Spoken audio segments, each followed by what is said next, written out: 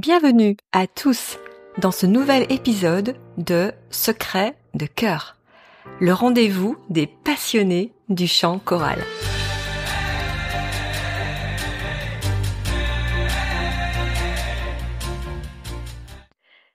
Les chorales amateurs que je connais fonctionnent grâce aux bénévoles. Nous avons souhaité les mettre en avant avec un épisode dédié. Nous recevons aujourd'hui Philippe Cadou, qui est bénévole au Fou Chantant et qui, en 2024, a même écrit un livre sur cet événement. Il me semblait donc être un bon exemple de bénévole bien investi. J'ai profité de la présence de Philippe pour parler également, plus généralement, des Fous Chantants.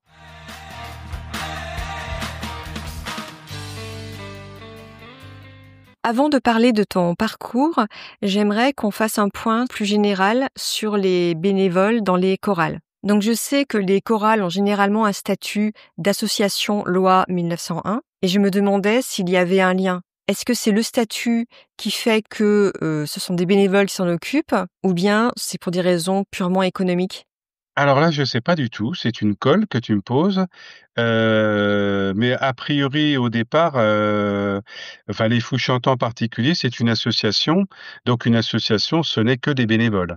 Donc c'est même pas par souci financier, c'est que dans une asso, il y a des bénévoles, il y a un bureau avec, un président, un secrétaire, un trésorier, un CA, et puis des bénévoles qui y travaillent. Mais, c'est là en fait comme la structure de toute association.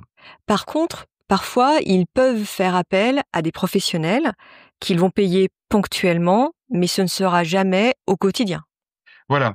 Alors, enfin, presque au quotidien, parce qu'en fait, quand on regarde, les grands festivals qu'il y a, en France, pas forcément les festivals de chant choral, mais je pense, aux Grandes Charrues, je pense, enfin, par exemple, il y a quand même beaucoup de salariés, hein.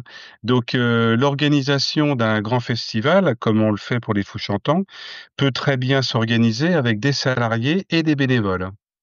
Nous, au Fou Chantant, aujourd'hui, on a, un administrateur qui est un salarié, à plein temps, qui est en même temps, administrateur et directeur artistique, et une attachée de presse qui est à temps partiel, pour l'association.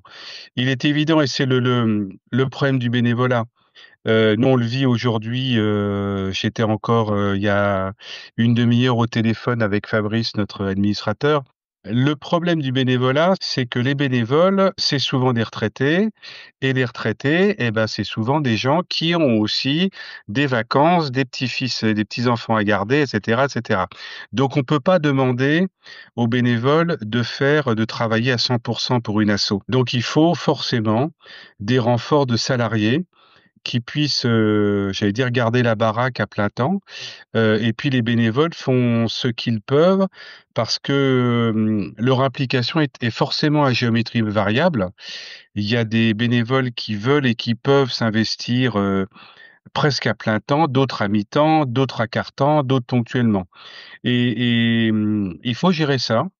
Il faut gérer en même temps, l'efficacité, parce qu'on est une asso, mais les Fous Chantants, ça devient maintenant une machine, avec un chiffre d'affaires important, et on ne peut pas, en même temps, le confier qu'à des bénévoles, qui ont aussi d'autres choses à faire. Et moi-même, voilà, il y a des jours où il y a des conseils d'administration. Moi, je suis pas là parce que je suis en vacances, j'ai des copains à la maison, et cetera, et cetera. Donc c'est un bon équilibre à faire, et c'est pas toujours évident, surtout quand le spectacle, la manifestation, enfin l'organisation, le petit produit qu'on a qui s'appelle les Fous Chantants devient de plus en plus gros, avec des attentes de plus en plus fortes, et il faut qu'on soit de plus en plus professionnel avec des bénévoles. Quelquefois, c'est paradoxal, mais c'est comme ça. Donc, l'appoint de temps en temps de salariés, ce qu'on peut se permettre si on dégage un peu d'argent et d'investissement,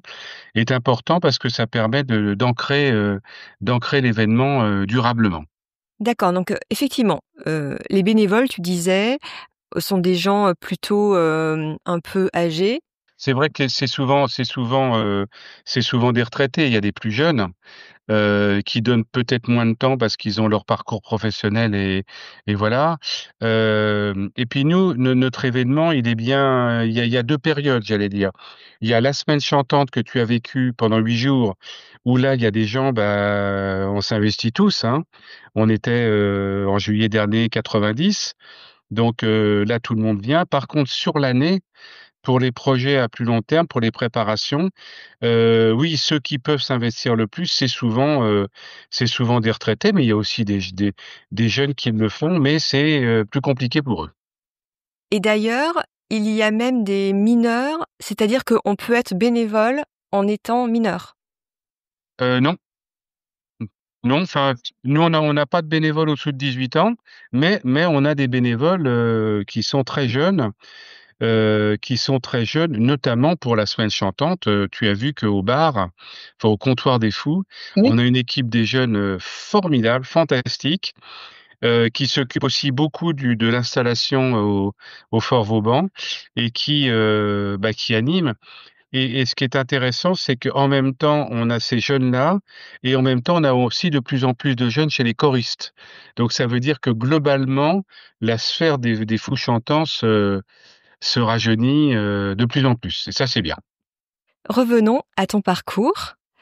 En fait, qu'est-ce qui t'a amené un jour, alors je ne sais pas si tu as commencé par les fous chantants, mais qu'est-ce qui t'a amené un jour à vouloir faire du bénévolat?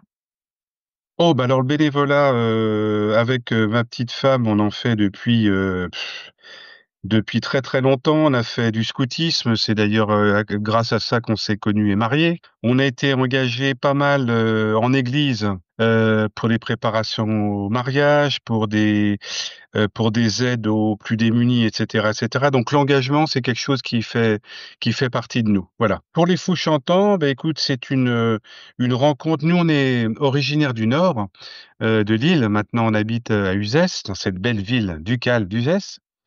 On a des copains dans le Nord, qui ont dit: «Ah bah tiens, il y a une chorale, magnifique qui se fait à Alès, cet été.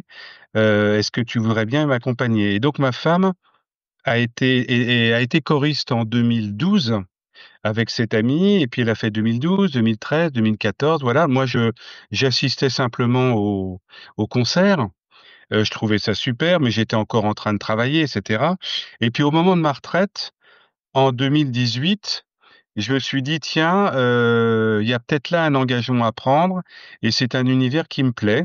Donc tout simplement, c'était 2018, c'était l'hommage à Johnny Hallyday. Ma femme Marie-Noël chantait dans les choristes et moi, à la fin du concert, comme spectateur, j'ai été, à la sortie voir le président, des Fous chantants qui à l'époque était Michel Dumazer et je lui ai dit: «Bah, écoute, voilà Michel, moi je suis à ta disposition si tu as besoin de moi. J'ai des petites compétences en communication, voilà, je suis prêt à».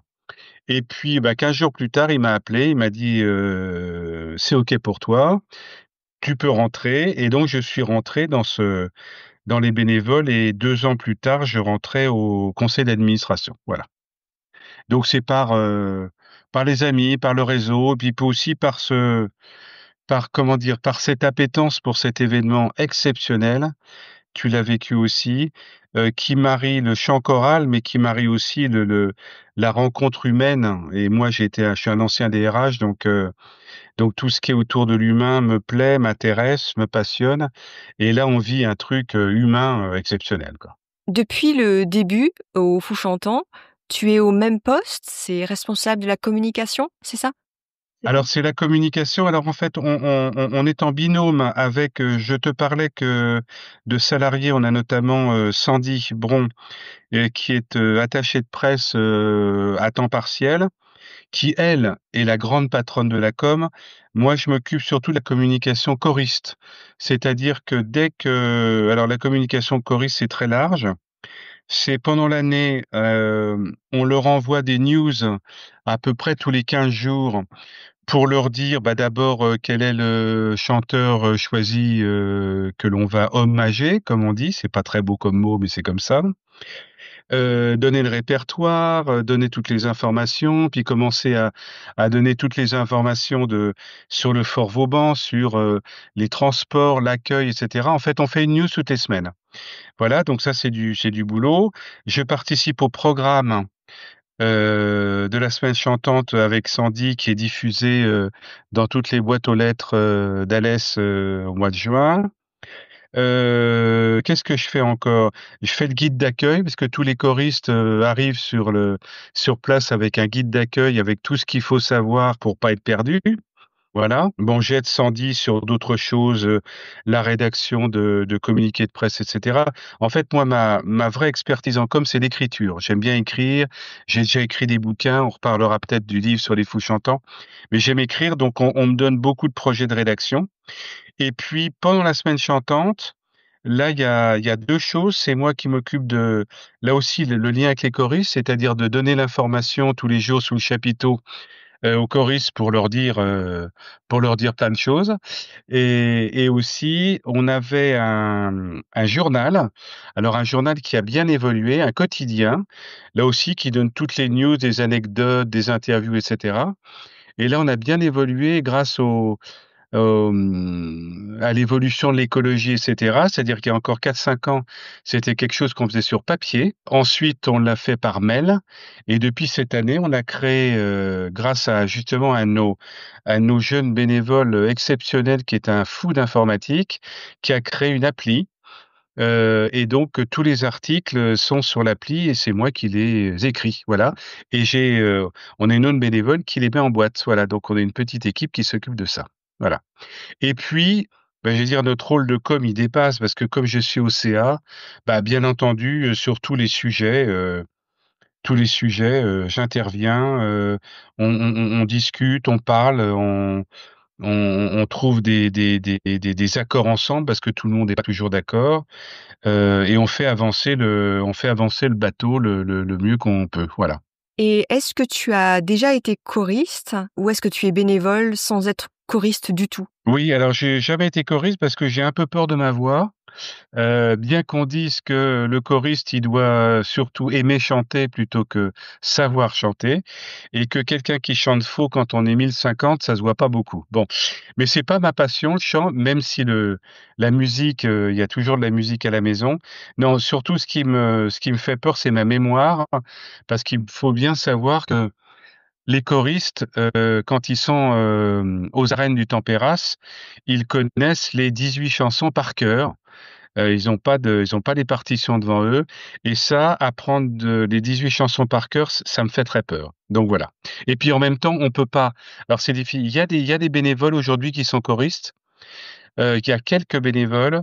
Les bénévoles surtout qui ont une mission qui est pas forcément, enfin, qui peuvent être secondés pendant la semaine chantante, et qui peuvent être choristes. J'allais dire que ils font 48 heures par jour, hein. Ils font 24 heures de choristes et 24 heures de bénévoles. Donc c'est rare, c'est compliqué, mais bon, voilà, certains le font et le font avec plaisir, même si, ils ressortent de la semaine complètement rincés, quoi. Bien heureux, mais Oui. rincés. Donc effectivement, on peut être bénévole choriste ou aussi bénévole non choriste. Les deux sont possibles, c'est au choix. Tout à fait, mais la grande majorité des bénévoles ne sont pas choristes. Parce que tu l'as vu peut-être pendant la semaine chantante, un bénévole, il est pris à 100 de son temps par son job, par l'écoute des choristes, par l'aide aussi aux autres bénévoles qui ont besoin de renfort à un moment ou un donné. Donc c'est compliqué d'être les deux. Oui. Historiquement, il y en a qui font les deux, mais ça va aller de moins en moins.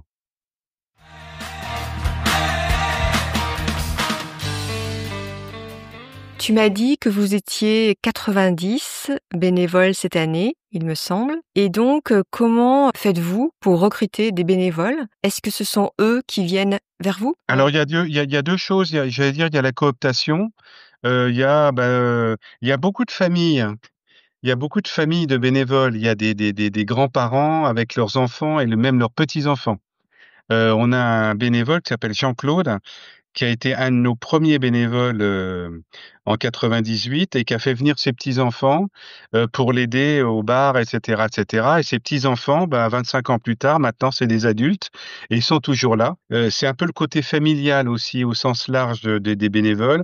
Donc il y a pas mal de familles, des fils, des enfants, des cousins et cetera, donc ça par cooptation et puis aussi, on fait des campagnes de recrutement, alors via par exemple, là, il y a eu récemment le forum des assos ou bien, on fait des campagnes de recrutement, j'allais dire au mois de d'avril-mai. On accueille, il y a une équipe qui accueille les choristes, qui leur présente un peu, la place qu'ils peuvent trouver et puis, bah, comme, on est quand même exigeant, bah, ces choristes enfin ces bénévoles-là, travaillent avec nous, font la semaine chantante et au mois d'octobre, le CA décide, de les reconduire ou pas. Voilà. Mais il faut faire ce j'aime pas ce mot-là, ce tri-là parce que bénévole, c'est pas simplement dire, «Moi j'ai du temps, libre, je peux aider». C'est vraiment aussi des gens qui ont des choses à dire, des choses à donner et puis il y a aussi quelque chose qui est très, très important pour nous, c'est le je veux dire ce qu'on appelle en RH le savoir-être. C'est-à-dire, tu l'as vu, il faut avoir, quand on est bénévole, il faut avoir de l'empathie, il faut avoir le sens du service, il faut avoir tout ça et il y a certains bénévoles qui veulent l'être, qui ne l'ont pas. C'est voilà, ils ont d'autres talents, mais pas celui-là. Donc on leur dit: «Bah, finalement, votre place est peut-être ailleurs, mais elle n'est pas chez nous». Voilà. Là, tu parlais du mois d'octobre. Ça veut dire que pour une semaine qui se passe en juillet, le travail commence dès octobre jusqu'à juillet, non-stop. Ah, le co alors, Non-stop, quoi. je peux te dire que le là, on est mi-septembre, le travail a déjà commencé, hein. Il a déjà commencé. Alors, on connaît l'artiste à peu près, janvier-février, donc c'est à partir de là que ça va vite.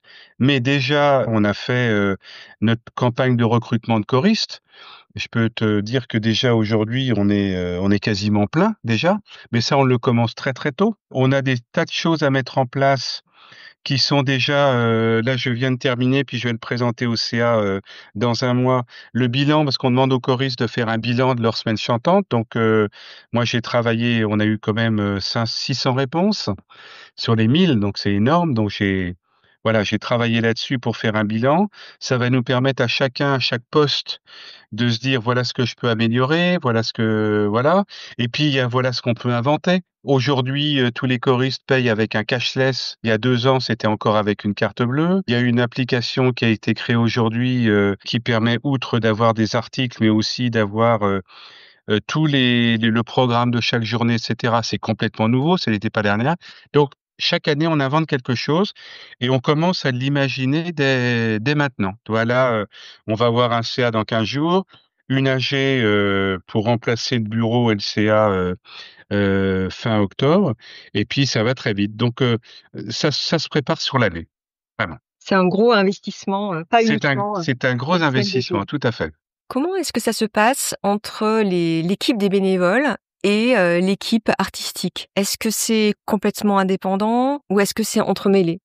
Alors c'est à la fois les 2. C'est indépendant parce que l'artistique, c'est la chasse gardée et c'est très bien du directeur artistique, du directeur musical.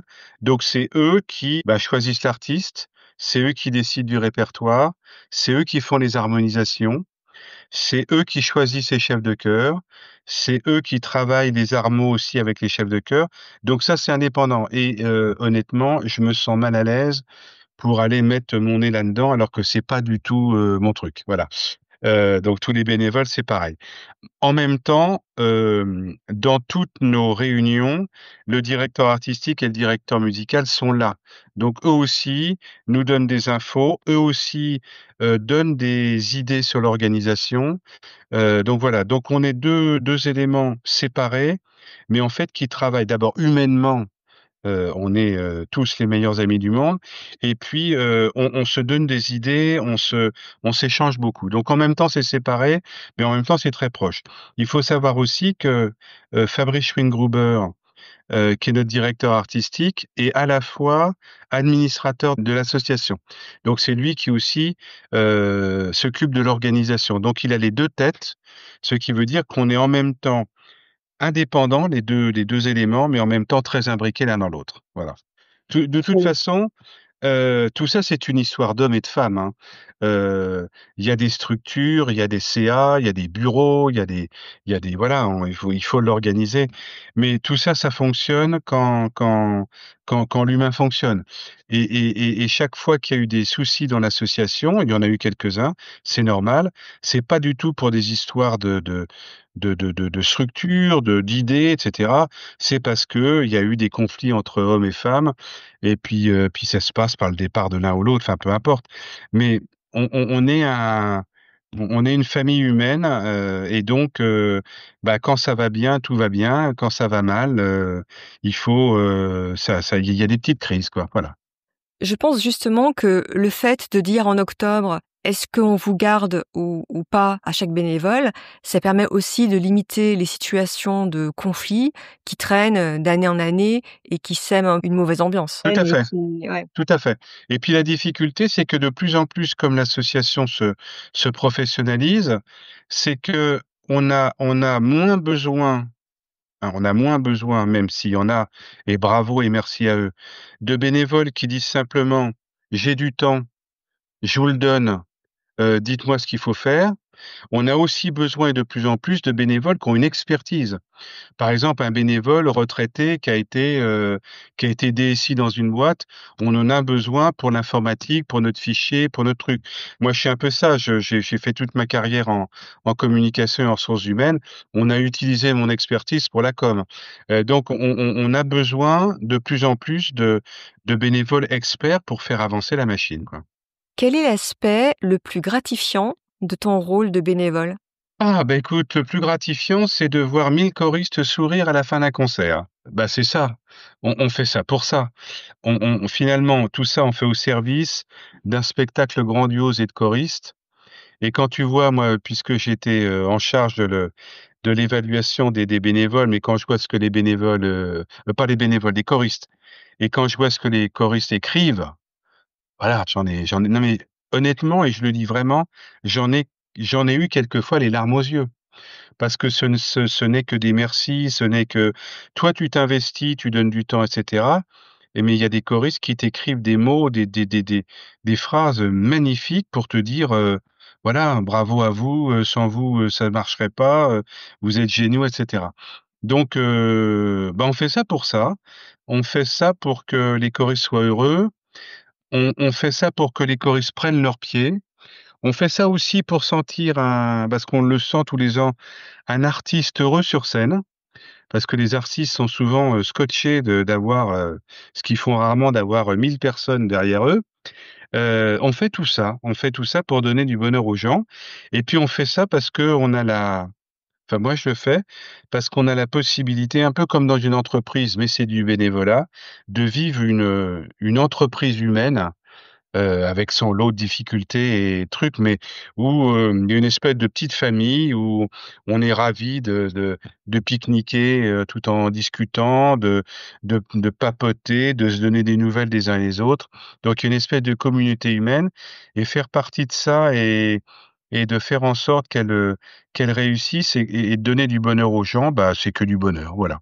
Si des auditeurs ne sont pas bénévoles, mais ils réfléchissent un peu, qu'est-ce que tu leur dirais pour les inciter à mettre leur pierre à l'édifice? Ouh, qu'est-ce que j'irais? Moi, j'irais engagez-vous, engagez-vous. Quand on regarde la télé, à 20h le soir, on a envie de la fermer à 20h02. Il se passe des choses magnifiques sur terre. Il se passe des choses magnifiques du côté d'Alès. Il faut simplement prendre un peu le temps pour aller les voir, s'engager, donner un peu de son temps, pour donner du bonheur et en recevoir. Et puis il y a des gens qui quelquefois se disent, «Je sais pas quoi faire de», notamment pour les retraités, «Je sais pas trop quoi faire de mon temps». Venez, venez pour partager une aventure humaine, c'est ça, partager une aventure humaine. Donc engagez-vous. Mais alors, avec la chose qui est très importante pour des bénévoles, c'est engagez-vous, mais une fois que vous êtes engagé, tenez votre engagement, hein. Parce qu'il existe beaucoup de bénévoles, pas chez nous, mais nous, on est encore bénévoles dans d'autres assos, bah, qui finalement, au bout de 2 mois disent: «Bah, finalement, je viens plus». C'est-à-dire que nous, les bénévoles, on compte sur eux. ils ont chacun une place, ils ont chacun une mission et donc dire: «Moi, je peux donner que 2 heures par semaine», mais ces 2 heures, les donner. Voilà, plutôt que dire: «Moi, je peux tout faire» et puis finalement, on les voit jamais. Donc l'engagement, le bénévolat, c'est un engagement, raisonné. Il faut faire attention à pas trop donner aussi parce que chacun a ses contraintes. Mais quand on a décidé du temps possible à donner et de l'expertise qu'on peut donner, après c'est que du bonheur.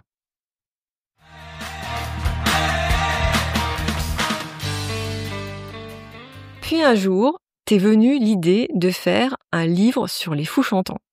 Alors raconte-nous un peu comment tout ça est arrivé. Alors ça, c'est une belle histoire, là aussi, c'est une très, très belle histoire. En fait, moi, j'écris depuis longtemps, j'aime écrire. J'avais déjà écrit un livre d'entretien avec mon ancien président et cetera. Donc j'adore écrire et puis j'adore, rendre mémoire des choses, voilà. Et puis, ben, un jour, je suis, bénévole pour la première fois, c'était en 2019, Semaine chantante, Julien Clerc. Premier déjeuner, je prends mon plateau repas, j'ai mon t-shirt rouge, mais je connais personne, je connais pas trop les codes. C'est pas simple, hein, quand tu es nouveau bénévole et que tu arrives dans une famille. Bon, voilà. Et puis je m'assois à côté, à déjeuner, à côté d'un vieux monsieur et je le dis avec beaucoup de respect, les cheveux blancs, le t-shirt rouge, voilà. On commence à manger ensemble. Il me pose quelques questions et là, pendant 1 heure, comme je lui dis que c'est la première fois que je suis bénévole, il me raconte des anecdotes sur l'histoire des fous, géniales. Et donc moi je lui dis simplement, alors il me dit aussi et c'est marrant la coïncidence. En fait, c'était Jean-Marie Quillot qui a été, président des Fous Chantants, qui est malheureusement décédé, il y a 1 an et moi ça m'a fait beaucoup de peine. Il a été, président des Fous Chantants pendant 12-13 ans.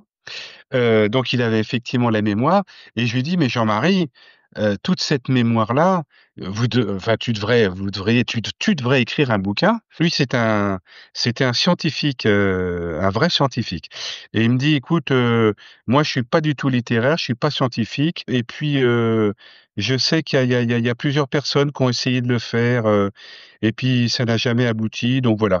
Bah, je lui dis: «Écoute, moi je suis ton homme». Et à ce moment-là, j'ai décidé et je savais pas là où j'allais aller, mais j'ai décidé d'écrire ce livre et donc c'est un bouquin qui m'a pris à peu près, 4-5 ans pour écrire. Alors pas à plein temps bien sûr, mais là j'ai vécu une aventure extraordinaire. Comme moi je connaissais rien de cette histoire et ben, j'ai surtout été, interviewé plein d'acteurs. Donc Jean-Marie Quillot m'a ouvert ses portes, on a passé des heures et des heures, c'est marrant, à un moment donné, je me disais: «C'est comme mon papa ou mon grand-père, lui, il m'a fait une dédicace exceptionnelle sur mon bouquin».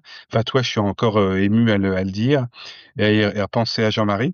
Donc avec Jean-Marie, on a fait, je sais pas quoi, une quinzaine d'heures d'enregistrement. J'ai eu la chance, malheureusement avant qu'il décède, parce qu'il est décédé aussi, d'interviewer Michel Schwingruber, le fondateur des Fous Chantants. J'ai, interviewé des choristes, j'ai interviewé des bénévoles, j'ai interviewé des chefs de chœur, les directeurs artistiques. Et donc ça a été le 1er truc. J'ai été récupérer dans Midi Libre tous les interviews qui ont été faites, que les artistes ont fait donc depuis 1998. J'ai eu beaucoup de mal d'ailleurs à le faire parce que soit dit en passant, le Midi Libre voyait d'un mauvais œil que quelqu'un aille piquer, ses articles et cetera. Mais bon, je ne faisais que des citations et cetera. Jean-Marie m'a aussi ouvert le coffre-fort de tous les comptes rendus des CA et des assemblées générales depuis, 98. Donc là aussi, des trucs qui doivent rester un peu secrets, c'est normal, un peu confidentiels. Bon, donc j'avais une masse d'informations, énorme et donc voilà, donc j'ai travaillé sur comment structurer ça, comment faire ça et puis je me suis mis à la rédaction et puis j'ai voulu aussi, l'agrémenter de photos et là j'ai récupéré des photos, j'ai récupéré un ancien photographe du Midi Libre qui m'a donné des photos de Jean Ferrat et de l'époque exceptionnelles. J'ai revu, grand moment d'émotion, les 25 concerts en DVD, donc je me suis fait 25 fois 2 heures et là encore, je te jure que sur certains, j'ai pleuré, sur certains morceaux, tellement c'est beau. J'ai fait des arrêts sur image, voilà. Beh, tout ça, ça m'a donné une masse d'informations. Ensuite, bah, voilà, j'ai écrit, il y a eu,10 versions parce que les premières versions, j'ai fait relire aussi. Tu le sais peut-être, il y a eu un moment de crise important, chez les Fous Chantants. Toute la direction artistique est partie. Il y a eu une vraie rupture et ce que je voulais faire, c'est pas dire, l'un a raison par rapport à l'autre ou vice versa, voilà. Donc j'ai voulu faire quelque chose de neutre parce que dans un divorce, c'est la faute des 2, c'est jamais ni noir ni blanc. Donc tout ça, donc c'était relu, revu, revisité, voilà et bah, tout ça pour arriver à ce beau petit pavé de 500 pages, où je suis assez fier de l'avoir fait et puis quand je vois aussi, puisqu'en fait il est sorti l'année dernière. Aujourd'hui, il était vendu peut-être à peu près 1000 exemplaires et quand je vois surtout des retours de choristes cette année qui m'ont dit: «Écoute Philippe, j'ai revu ça, tu m'as replongé dans des trucs que j'ai vécus, c'est super». Bah, là encore, on se sent valorisé, on a tous besoin un peu de ça et puis surtout, j'ai eu, moi, si tu veux, ça m'embêtait vraiment qu'un événement comme ça, qui a maintenant beaucoup d'aura, n'ait pas de trace historique et au moins ce livre-là, c'est la trace historique de tout ce qui a été vécu par l'assaut depuis 25 ans et c'est important et donc on a fait ça pour le 25e anniversaire et pour ne rien te cacher, je suis en train de bâtir année par année les éléments pour faire la réédition, peut-être pour les 30 ans, enfin on verra. Voilà. D'ailleurs, tu ne l'as pas forcément détaillé, mais ce qui est vraiment super dedans, c'est qu'il y a des QR codes qui t'emmènent vers des vidéos de concerts. Voilà. Alors ça aussi, c'est marrant parce que j'étais voir un imprimeur à Lille, parce que je voulais lui confier l'impression, puis finalement c'était confié dans le sud, qui m'a dit: «C'est super ton manuscrit Philippe, mais c'est quand même dommage que, une aventure musicale, tu l'as réduite à des mots et il y aurait peut-être une idée, c'est de mettre les QR codes». Alors ça n'a pas été simple parce que tous les QR codes envoient vers des YouTube qui appartiennent pas forcément aux Fous Chantants. Donc il a fallu aussi que je contacte toutes les propriétaires de tout ça pour avoir leur accord. Ça a été des mois et des mois de négociations, mais ça a marché, tout le monde était OK et donc voilà et donc il y a à peu près, oui 70 QR codes. Donc avec le livre, on peut revivre en même temps, bah, des moments, exceptionnels des concerts, et ça donne, je suis content que mon copain imprimeur m'ait donné cette idée parce que ça lui donne, voilà, une dimension encore supérieure de pouvoir surtout que c'est un livre qu'on peut lire en plusieurs morceaux, d'année en année, de chapitre en chapitre et on peut s'arrêter et pof, prendre son portable et écouter 3 ou 4 morceaux, puis revenir, repartir, voilà et puis ça donne aussi l'éventail de tous les artistes qu'on a reçus en hommage, c'est vrai qu'avec le recul, c'est assez il nous en manque, mais au moins ceux qui étaient là, c'était quand même, hein, c'est du lourd. Si les auditeurs ont envie de se procurer ce livre, est-ce qu'il y a moyen de l'acheter, même si on ne chante pas aux Fous Chantants? Bah, on peut l'acheter sur le site des Fous Chantants. Il suffit de se connecter sur le livre, voilà, 500 pages, 24 € et il vous est livré chez vous. Voilà. Aurais-tu une anecdote ou un moment particulier à partager qui est lié à tes expériences de bénévole? Ouh! Bah, je te dis, moi, la rencontre avec Jean-Marie Quillot pour le bouquin, c'est un truc, que je garde encore, au fond de moi, dans mon cœur très fort. Moi, si tu veux alors pour les Fous Chantants, il y a un moment qui me plaît particulièrement parce que maintenant je suis bénévole depuis 5 ans, donc il y a des choristes que je commence à connaître un peu et puis il y a des choristes qui m'ont aidé pour le livre et puis il y a des choristes que j'ai interviewés et c'est quand ils arrivent au fort le vendredi qu'on se retrouve et je dirais qu'on se retrouve, c'est là où, il y a le côté un peu famille ou amitié, enfin c'est bon, c'est beaucoup l'amitié, bon mais, je retrouve des choristes le vendredi et on est en face à face et on se fait un bisou et j'ai l'impression de les avoir quittés la veille et là, on se rappelle, on passe un petit moment ensemble et cetera. C'est des moments de rencontre, qui sont, exceptionnels parce que là encore, c'est de l'humain et sur cette pauvre terre, il y a tellement de violence, de conflits, de duels, que être dans cette ambiance où tous les gens, s'aiment au sens large, peuvent se parler, c'est génial. Et même je dis au sein des bénévoles, on peut se parler, même quelquefois on peut s'engueuler parce qu'on n'est pas d'accord, mais une fois que le choix est fait et on reste super copains. Donc il y a pas de et puis il y a pas de lutte de pouvoir, il y a pas de c'est de l'humain, de l'humain 100%, voilà. Mais c'est vrai que quand on t'entend parler, on peut se dire que ça fait un peu, bisounours, mais en vrai, c'est exact. C'est vraiment une bulle. Il y a sûrement des conflits, entre vous, mais on ne les ressent pas du tout en tant que choriste et c'est vraiment une semaine hors du temps et où même en tant que choriste, on parle à tout le monde et ça, c'est quand même pas, notre quotidien de parler à des inconnus. Tout le monde parle à tout le monde, même sans se connaître. Il y a plein de barrières qui tombent. Mmh.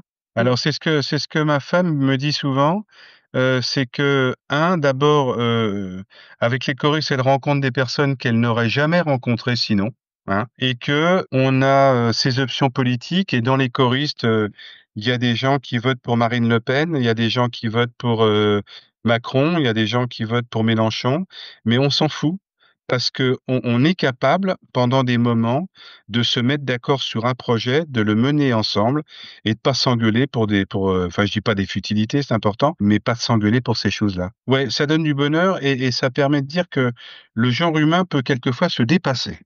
Oui, quand ils ont un objectif unique, c'est quand même beaucoup plus simple. Surtout quand l'objectif est très agréable.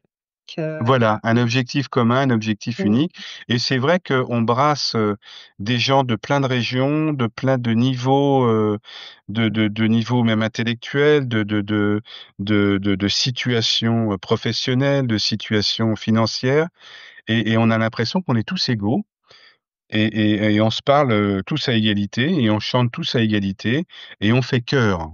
C'est vraiment le mot, on fait chœur avec un H et sans H, et c'est ça qui est beau, c'est ça qui est sympa.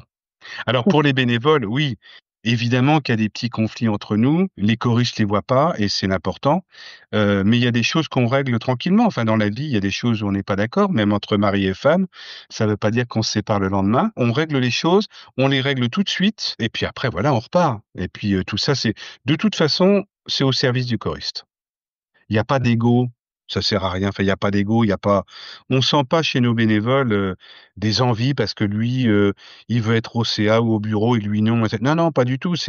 Sont là ceux qui peuvent, ceux qui veulent, ceux qui ont un peu plus d'expertise que les autres ou d'envie de s'impliquer. Mais on est tous là pour les choristes. On le sait, on se le redit, mais on le sait parfaitement, quoi. Juste une précision, pour rentrer au CA, ça se fait par vote des adhérents, c'est ça? Voilà, on est candidat et c'est l'ensemble de l'AG, donc tous les bénévoles qui élisent.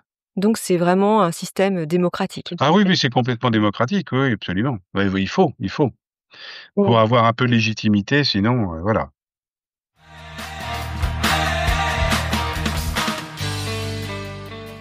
Quels sont tes espoirs pour l'avenir de ce festival des Fous chantants? Bah, d'abord, c'est tout bête, mais que ça dure et perdure, parce que c'est compliqué. C'est très, très compliqué. Il y a différents sujets sur lesquels on travaille. Il y a d'abord le renouvellement des bénévoles. Je crois en 98, il y avait 20 bénévoles. Là, on est 90. Alors, on va pas être, 225 dans 10 ans, bon, parce qu'on pourra pas, mais on pourra pas se permettre. Mais forcément, il y a un renouvellement de bénévoles et donc forcément, il y a des anciens bénévoles qui côtoient des nouveaux bénévoles, qui ont pas forcément les mêmes envies, qui ont pas forcément le même passé. Donc il faut huiler ça pour que notre groupe accepte, des bénévoles, qui ont 25 ans d'existence, d'autres qui en ont 10 et d'autres qui en ont 2. Voilà. Donc ça, c'est un enjeu. C'est vraiment l'enjeu du bénévolat. Et puis, tu le sais, c'est de plus en plus compliqué d'avoir des bénévoles pour plein de raisons. Pour que notre événement perdure, il faut de toute façon que, on continue à accueillir de nouveaux bénévoles et des bénévoles qui aient, comme je te le disais tout à l'heure, des expertises pour faire gagner en professionnalisme l'événement. Le deuxième enjeu, c'est ce qu'on appelle c'est ça va avec, c'est la professionnalisation.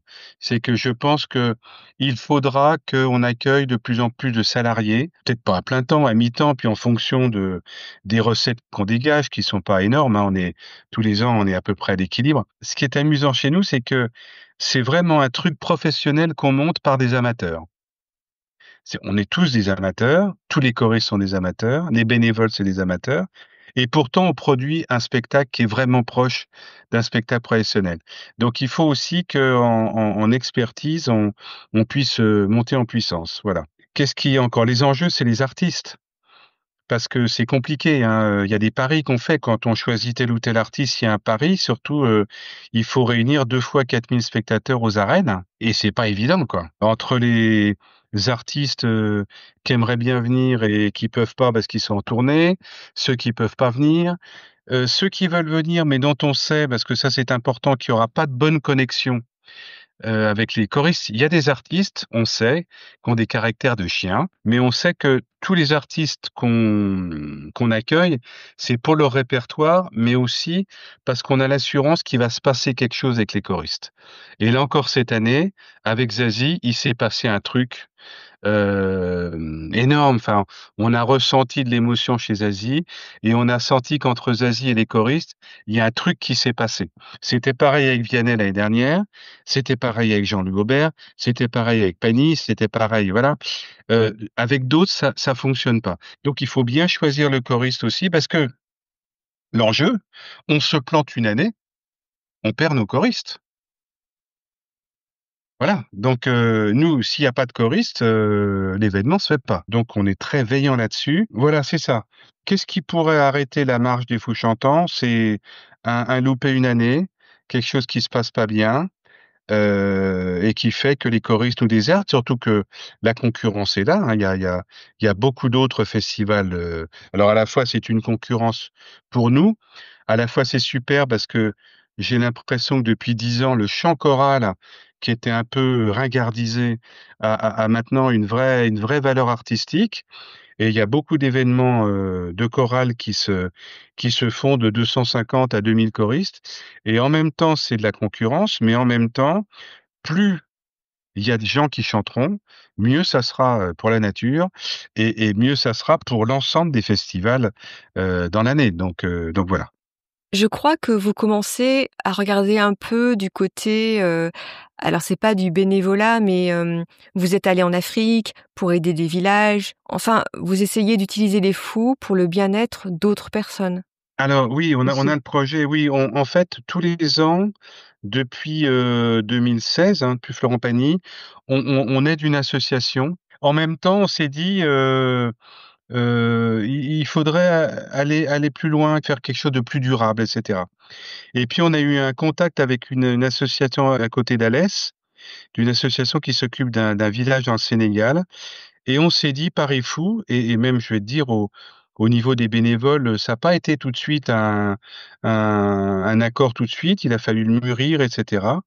Mais en fait, c'est de mixer la solidarité et le chant choral et donc dans ce village choral de Casamance, on est en train de travailler pour, dans les prochains mois, mais faire en même temps, inviter des choristes pour un projet de solidarité qui sera en même temps travailler sur un chantier, et en même temps faire, les fous chantants en petit mais là-bas, avec des choristes qui viennent de France, de Belgique, de Suisse, du Luxembourg et puis les habitants du village et faire une semaine chantante et solidaire sur place. Voilà. Ça mobilise beaucoup, certains bénévoles qui sont très, très preneurs. On a posé la question aux choristes, il y a, je sais pas quoi, plus de 150 choristes qui ont signé pour dire: «Moi, si je peux aider, si je peux aller sur place, demain, j'y vais».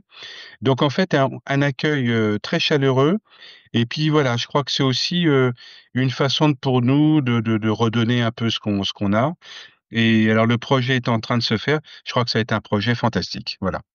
Ça donne vraiment une ouverture, on dépasse vraiment complètement le cercle d'Alès. Voilà, c'est ça. Mmh. Et tu me demandais tout à l'heure, c'est quoi l'avenir de cet événement?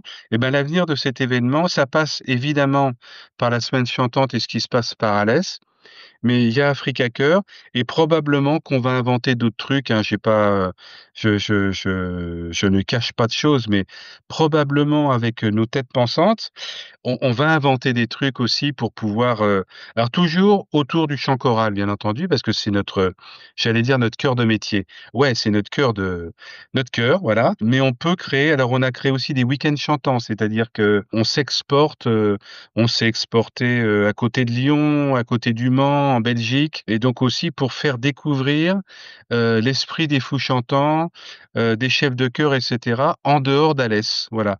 Même si Alès reste notre maison, mais s'ouvrir. Alors ça peut être la Belgique, ça peut être le Mans, ça peut être la Casamance.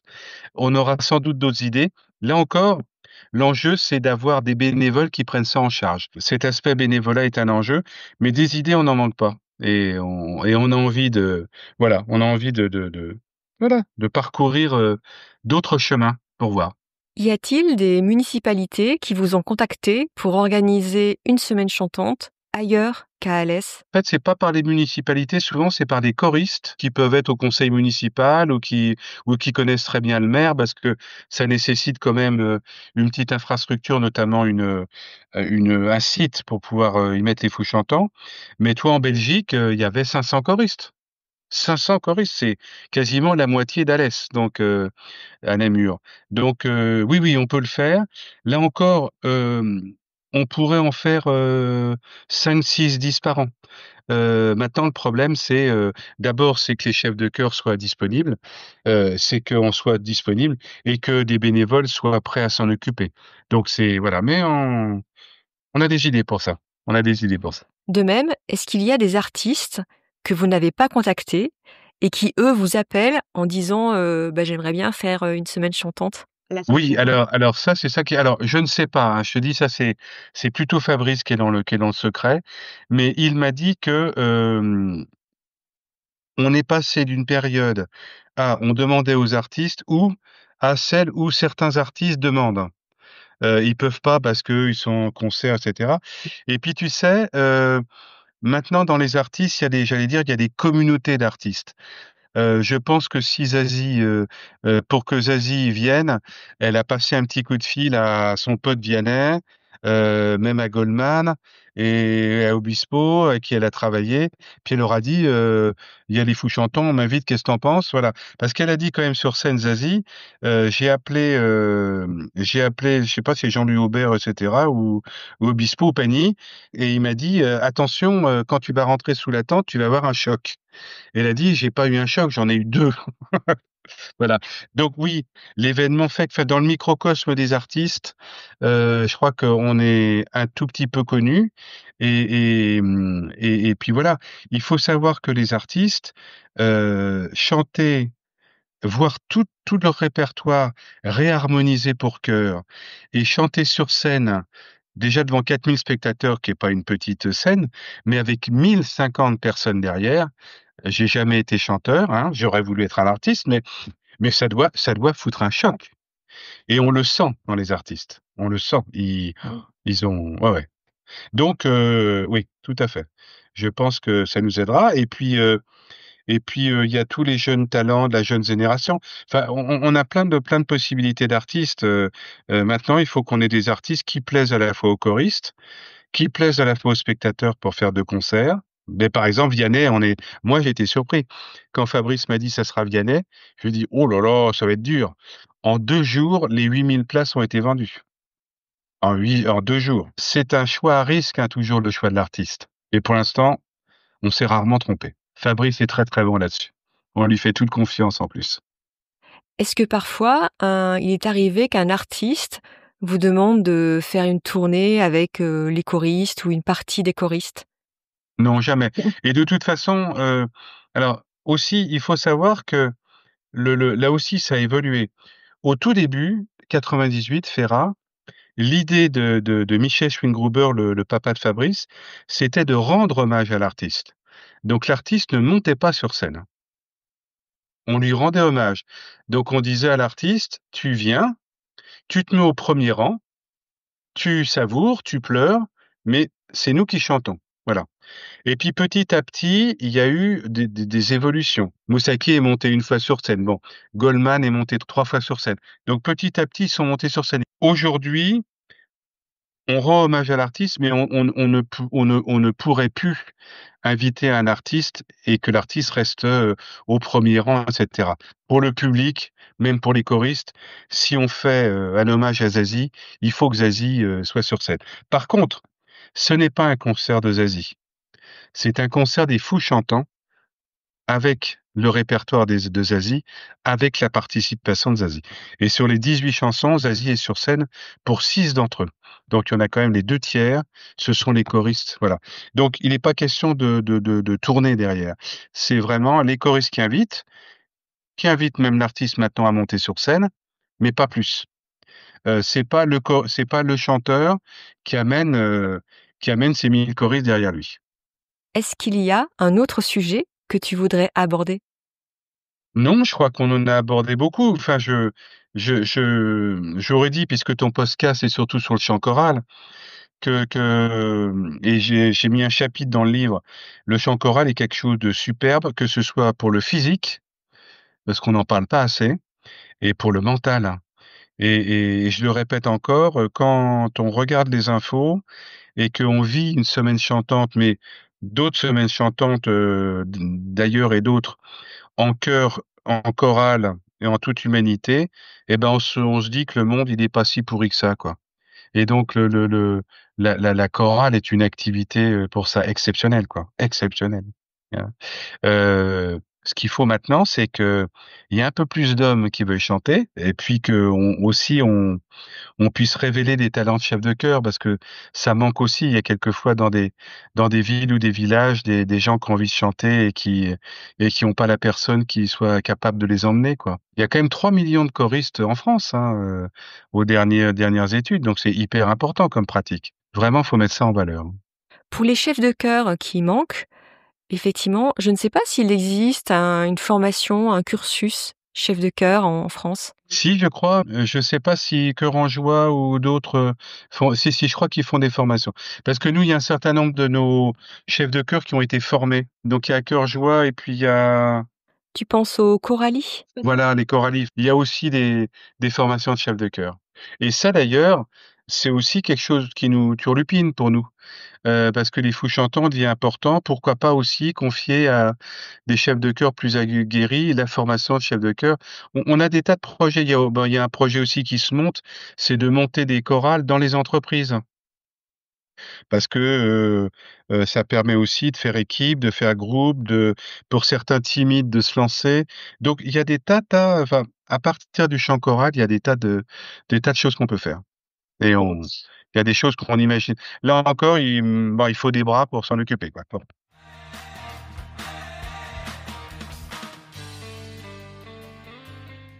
Merci Philippe pour cet échange. Nous avons parlé ici de bénévoles autour du chant choral, mais le bénévolat touche plein d'autres domaines. Et si vous avez envie de vous engager, quelles que soient vos sensibilités, probablement que votre municipalité recense ses besoins en bénévolat. Sinon, il y a des sites web qui mettent en relation les associations et les personnes qui veulent donner un peu de leur temps. Cet entretien a été mené par Corinne. Le chant n'est pas une pratique solitaire. Il réchauffe et réunit les cœurs. Alors, rejoignez vite un ensemble vocal.